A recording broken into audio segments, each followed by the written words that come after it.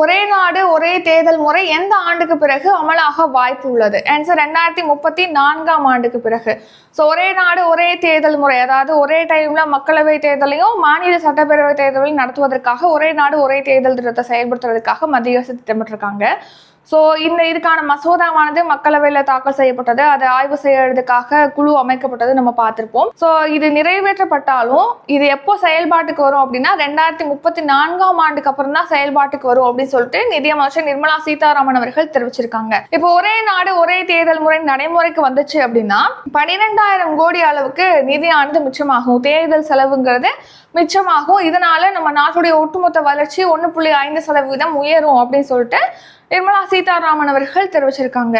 Next பாத்தீங்கன்னா இப்போ லாஸ்டா 2024 18வது மக்களவை தேர்தல் நடத்தினாங்க இல்லையா, லோக்சபா எலெக்ஷன். அதுல பாத்தீங்கன்னா அந்த தேர்தலுக்கு 1 லட்சம் கோடி செலவானது அப்படின்னு தெரிவிச்சிருக்காங்க.